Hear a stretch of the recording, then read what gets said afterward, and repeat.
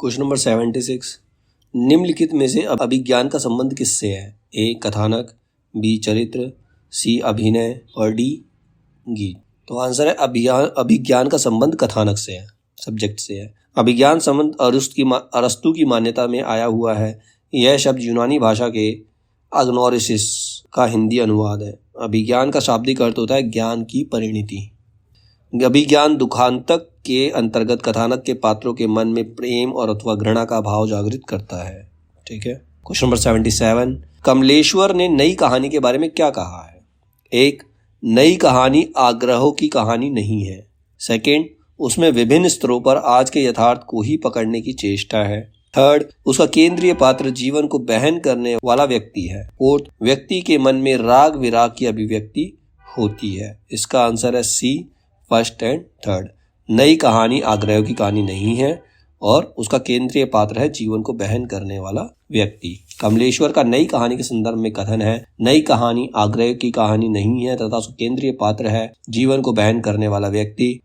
नई कहानी नाम का दुष्यंत कुमार ने सर्वप्रथम प्रयोग किया था। नई कहानी का जन्म 1956 ईस्वी से माना जाता है। नई कहानी के प्रवर्तक राजेंद्र यादव, मोहन राकेश कमलेश्वर माने जाते हैं। नई कहानी में भोगे हुए यथार्थ पर अधिक प्रकाश डाला गया है।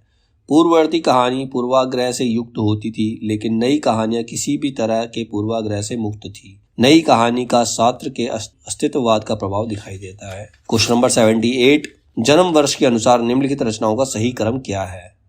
पहला रामदरस मिश्र, दूसरा विवेकी राय, तीसरा बाल मुकुंद गुप्त और चौथा अध्यापक पूरण सिंह। तो सबसे पहले आते बाल मुकुंद गुप्त 1965, उनकी मृत्यु थी 1907 में। अध्यापक पूरण सिंह 1881 में जन्म हुआ, 1939 में मृत्यु हुई। रामदरस मिश्र 1924 में इनका जन्म हुआ। विवेकी राय का जन्म भी 1924 में। ठीक है। निम्नलिखित में से किस काव्य धारा में सहज भोग मार्ग के जीवन को महासुख की ओर उन्मुख किया गया है? ए सिद्ध साहित्य, बी जैन साहित्य, सी नाथ साहित्य और डी लौकिक साहित्य। तो जीव के महासुख का जो है वो सिद्ध साहित्य के अंदर, सिद्ध साहित्य में सहज भोग मार्ग से जीव को महासुख की ओर उन्मुख किया गया है। सिद्ध साहित्य में सिद्धों की पंचमकार जैसे मांस, मछली, मदिरा, मूत्रा, मैथुन की दुष्प्रवृत्ति देखने को मिलती है, मतलब वो इसकी तरफ आकर्षित ज्यादा थे। साधना पद्धति में शिव शक्ति के युगल रूप की उपासना की जाती है, मतलब उसमें भी उनको प्रेमिका के रूप में पूजा जाता है। सिद्धों का चरम उत्कर्ष काल 8वीं से 10वीं शताब्दी के मध्य था। सिद्धों के विषय में सबसे पहली जानकारी ज्योतिश्वर ठाकुर की रचना वर्ण रत्नाकर से मिलती है। सिद्ध साहित्य की विशेषताएं हैं जीवन की सहजता और स्वाभाविकता में दृढ़ विश्वास, मतलब आसान जीवन जीना है, मुश्किल जीवन नहीं जीना है। गुरु महिमा का प्रतिपादन। थर्ड, ब्रह्मडंबरों पाखंडों की कड़ी आलोचना, रहस्यात्मक अनुभूति और जन भाषा का प्रयोग, ये उसकी विशेषताएं हैं। क्वेश्चन नंबर 80, निम्नलिखित में से पुस्तक और लेखक का सही मेल कीजिए। जैसे केशव की काव्य कला, गुप्त की कला, पद्माकर की काव्य साधना और प्रसाद की काव्य साधना। तो दूसरे कॉलम में देखा सत्येंद्र, कृष्ण शंकर शुक्ल, अखोरी गंगा प्रसाद सिंह और रामलाल सुमन। तो उसमें आंसर है पुस्तक और लेखक का सही सम्मेलन है केशव की काव्य कला कृष्ण शंकर शुक्ल, गुप्त की कला सत्येंद्र, पद्माकर की काव्य साधना अखोरी गंगा प्रसाद सिंह और प्रसाद की काव्य साधना रामनाथ लाल सुमन। ठीक है। क्वेश्चन नंबर 81, जगदीश चंद्र कृत उपन्यास धरती न धन अपना की अंतर वस्तु निम्नलिखित में से किस वस्तु पर आधारित है? ए पंजाब की ग्रामीण पृष्ठभूमि में दलित जीवन की कथा, बी देश विभाजन के बाद पंजाबी शरणार्थियों की समस्या, सी वायलिन और बंदूक संगीत के युद्ध का द्वंद्व और डी युद्ध और प्रेम। तो उसका सही आंसर है ए। इसके अंदर पंजाब की ग्रामीण पृष्ठभूमि में दलित जीवन की कथा को जगदीश चंद्र कृत उपन्यास धरती न धन अपना में चित्रित किया गया है। जगदीश चंद्र एक प्रगतिवादी उपन्यासकार हैं। इनका उपन्यास धरती धन ना अपना 1972 ईस्वी में प्रकाशित हुआ। इनके अन्य उपन्यास यादों का पहाड़, आधा पुल, कभी ना छोड़े खेत, मुट्ठी भर काकर, टुंडा लाट, नरक कुंड में वास आदि है। अब दो सूची दे रखी है, एक तरफ नाम दे रखे हैं, दूसरी तरफ कहानियों के नाम दे रखे हैं, कैरेक्टर और कहानियों के नाम, जैसे लहना सिंह, पीर बख्श, लतिका, शामनाथ। और दूसरी तरफ कहानी के नाम है चीफ की दावत, परिंदे, पर्दा, उसने कहा था। अभी हमने एक पढ़ा था लतिका परिंदे कहानी से, सी का 2, ऑप्शन है डी, सी का 2। अभी हमने पीछे ही पढ़ा था इसमें।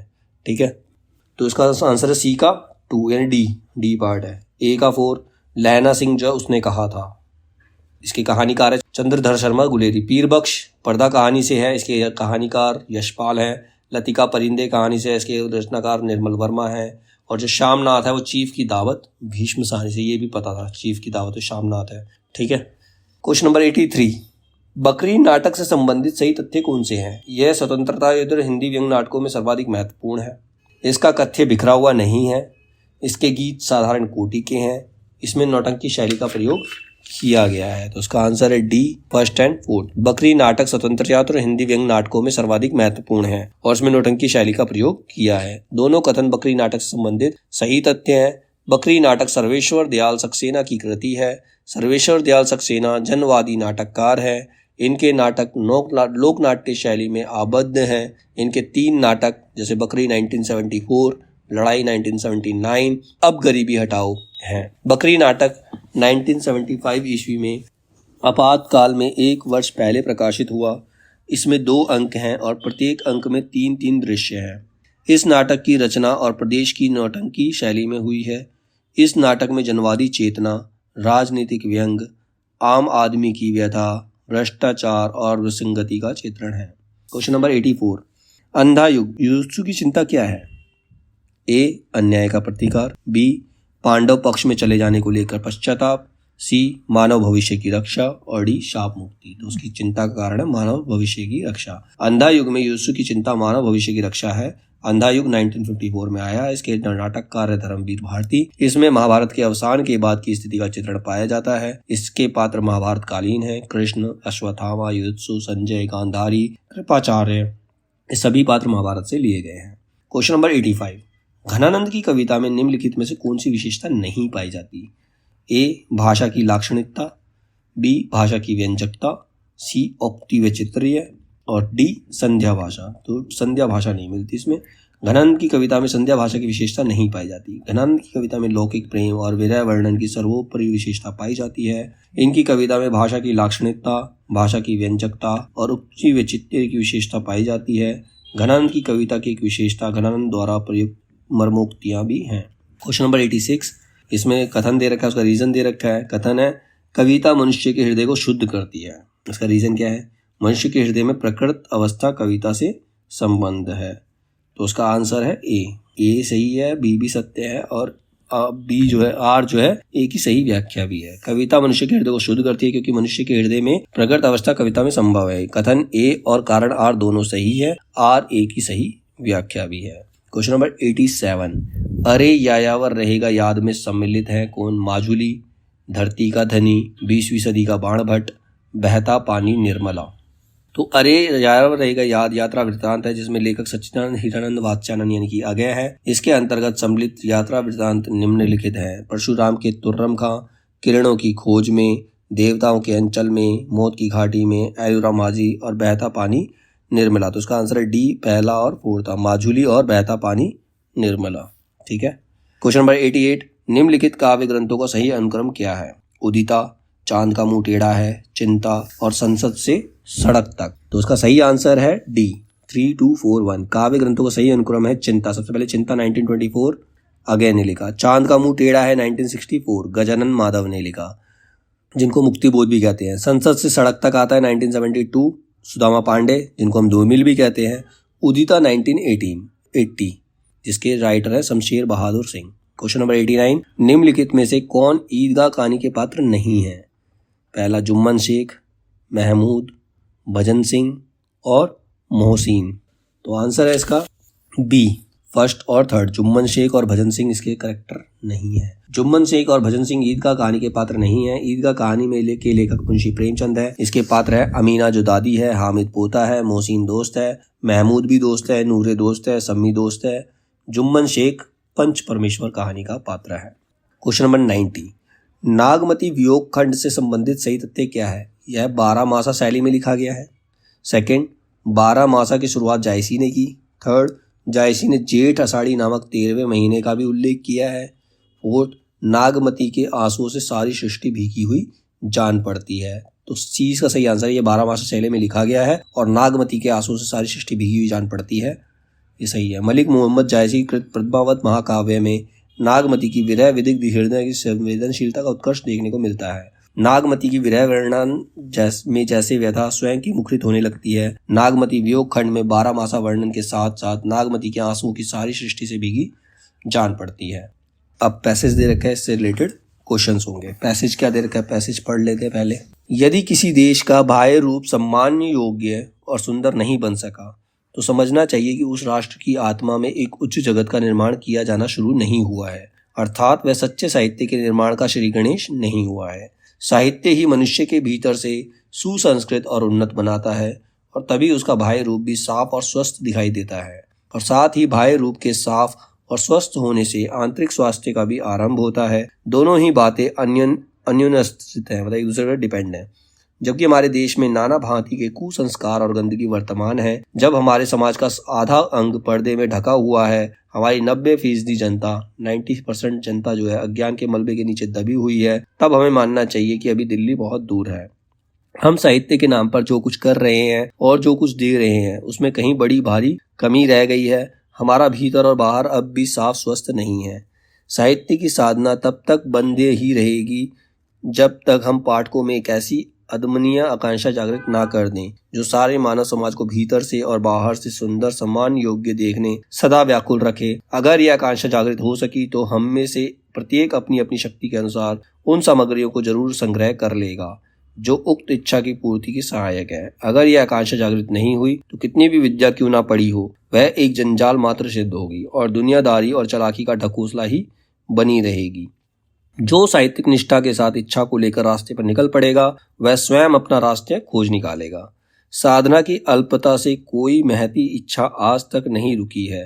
भूख होनी चाहिए, मतलब तुम्हारा साधन नहीं है, इसका मतलब ये नहीं कि तुम अपनी इच्छा पूरी नहीं कर सकते, तुम्हारे अंदर उसको पूरा करने की भूख होनी चाहिए, तो तुम पूरा कर सकते हो, चाहे साधन है चाहे नहीं है। अब क्वेश्चन नंबर 91, हमारा वर्तमान साहित्य क्या दिखाता है? व्यक्ति, समाज और देश की आवश्यकताओं के अनुरूप है, सर्वतोभावेन पूर्ण है, अज्ञानता और कुसंस्कार दूर करने में सहायक है, सामाजिक दायित्वों को पूर्ण करने में पूरी तरह सक्षम नहीं है। इसका आंसर है डी, हमारा वर्तमान साहित्य सामाजिक दायित्वों को पूर्ण करने में पूरी तरह से सक्षम नहीं है। क्वेश्चन नंबर 92, किसी देश और उसके नागरिकों का चरित्र निर्माण तभी संभव है जब उस देश के लोग सच्चरित्र हो, उस देश में ससाहित्य हो, उस देश के लोग ज्ञानी हो, उस देश में चरित्र निर्माण के प्रभुत्व साधन मौजूद हो। मतलब इसका आंसर होगा उस देश में ससाहित्य, साहित्य होना चाहिए। साहित्य ही इसमें इंपॉर्टेंस दिखा रखा है। अगर साहित्य होगा तो वो देश के नागरिकों का चरित्र निर्माण आसानी से हो सकता है। तो आंसर है बी, उस देश में ससाहित्य होना चाहिए। 93, अदम्य आकांक्षा के बिना अपने जीवन संभव नहीं है, विद्या व्यर्थ है और साहित्यिक निष्ठा के साथ रास्ते की खोज संभव नहीं है। रास्ते की तलाश संभव है भले ही साधन सीमित हो, दुनिया के जंजाल से मुक्ति संभव है। तो मतलब अदम्य आकांक्षा के बिना, अगर हमारे अंदर आकांक्षा नहीं तो विद्या व्यर्थ है और साहित्यिक निष्ठा के साथ रास्ते की खोज संभव नहीं है। तो उसका आंसर है बी।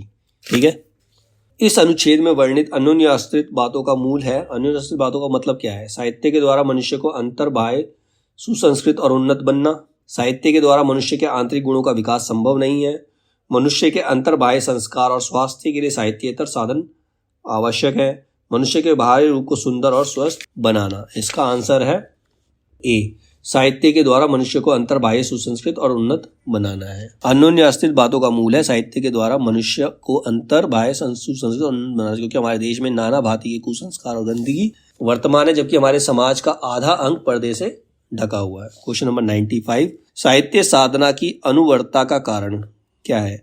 देश के निवासियों की अच्छी शिक्षा और संस्कार के प्रति अदम्य इच्छा और अध्यय व्यवसाय का अभाव, यही इसका आंसर है। मतलब देश में अच्छी शिक्षा और संस्कार के प्रति अदम्य इच्छा का अभाव है, जिसकी वजह से साहित्य साधना की अनुवर्तता का कारण डेवलप नहीं हो पा रही है। तो साहित्य साधना की अनुवर्तता का कारण है देश के निवासियों की अच्छी शिक्षा और संस्कार के प्रति अदम्य इच्छा और अध्यय व्यवसाय का अभाव। किसी देश का निवासी साहित्य की निष्ठा के साथ इच्छा को लेकर साहित्य साधना के पथ पर निकल पड़ेगा, जिससे वह स्वयं अपना रास्ता खोज निकालेगा। साहित्य साधना की अनुवर्तता के लिए प्रत्येक व्यक्ति को ऐसा करना पड़ेगा। अब नेक्स्ट पैसेज है, ज्ञान इंद्रियों द्वारा प्राप्त सामग्री से भावना या कल्पना उसकी योजना करती है। अतः ये कहा जा सकता है कि ज्ञान ही भावों के संचार के लिए मार्ग खोलता है। ज्ञान प्रसार के भीतर ही भाव प्रसार होता है। आरंभ में मनुष्य की चेतन सत्ता अधिकतर इंद्रजन्य ज्ञान की समष्टि के रूप में हुई रही है। फिर ज्यों ज्यों अंतःकरण का विकास होता गया, सभ्यता बढ़ती गई, त्यों त्यों मनुष्य का ज्ञान वृद्धि व्यवसायत्मक होता गया, मतलब वो बिजनेस की तरफ चलता चला गया। अब मनुष्य का ज्ञान क्षेत्र बुद्धि व्यवसायत्मक और विचारात्मक होकर बहुत ही विस्तृत हो गया है। अतः उसके विस्तार के साथ हमें अपने हृदय का विस्तार भी बढ़ाना पड़ेगा। विचारों की क्रिया से वैज्ञानिक विवेचन और अनुसंधान द्वारा उद्घाटित परिस्थितियों और तथ्यों के मर्मस्पर्शी पक्ष का मूर्त और सजीव चित्रण भी, उसका इस रूप में प्रत्यक्षीकरण भी, वह हमारे किसी भाव का आलम्ब हो सके, कवियों का काम उच्च काव्य का एक लक्षण है। अब क्वेश्चन दे रखे हैं। क्वेश्चन नंबर 96, प्रस्तुत अवतरण के संबंध में निम्नलिखित में से कौन सा कथन सही है? ए, वैज्ञानिक विवेचन से उद्घाटित परिस्थितियों और तथ्यों के परमपर्शी पक्ष का मूर्त और सजीव चित्रण उच्च काव्य का प्रधान लक्षण होगा। नहीं है। विचारों की क्रिया से परिस्थितियों के मर्म स्पर्शी मूर्त और सजीव पक्ष पर विशेष जोर देना। सी, अनुसंधान नए विचार और वैज्ञानिक विवेचन से उद्घाटित मार्मिक परिस्थितियों के मूर्त और सजीव चित्र को कवि को अपने काव्य के एक लक्षण के रूप में शामिल करना होगा। और डी, आधुनिक अनुसंधान द्वारा उद्घाटित परिस्थितियों और तथ्यों के मर्म स्पर्शी पक्ष को कविता में अधिक स्थान देना होगा। इसका आंसर है सी, अनुसंधान नए विचार और वैज्ञानिक विवेचन से उद्घाटित मार्मिक परिस्थितियों के मूर्त और सजीव चित्र को कवि को अपने काव्य में एक लक्षण के रूप में शामिल करना होगा, क्योंकि मनुष्य अपनी ज्ञानेंद्रियों द्वारा ही भाव या कल्पना की योजना बनाता है और ज्ञान प्रसार के भीतर ही भाव प्रसार भी होता है। क्वेश्चन नंबर 97, प्रस्तुत अवतरण के संदर्भ में निम्नलिखित में से कौन सा कथन सही नहीं है? ए, भावना या कल्पना ज्ञान इंद्रियों से प्राप्त सामग्री को संयोजित करती है, ये कथन सही है। भाव व्यापार से ज्ञान व्यापार संचालित होता है, ये कथन सही नहीं है। नए विचारों, वैज्ञानिकों, विवेचनों और परिप्रेक्ष्य में कवि को अपनी सर्जना शक्ति को समृद्ध करना आवश्यक है, सही है। भाव का प्रसार ज्ञान के प्रसार के भीतर है, सही है। मतलब भाव का प्रसार ज्ञान के प्रसार से हो सकता है, लेकिन ज्ञान का प्रसार भाव के प्रसार से नहीं हो सकता। तो इसका आंसर है बी, भाव व्यापार से ज्ञान व्यापार संचालित होता है, ये कथन सत्य नहीं है। क्वेश्चन नंबर 98, प्रस्तुत अवतरण के संदर्भ में निम्नलिखित में से कौन सा कथन सही है? ए, आधुनिक युग में विचारों के विस्तार के साथ हृदय के विस्तार की कोई आवश्यकता नहीं है। कौन सा कथन सही है ये बताना ना, तो ये गलत है। बी, हमारे जमाने में अपने विचारों के विस्तार के साथ हृदय का विस्तार करना आवश्यक है, ये सही है।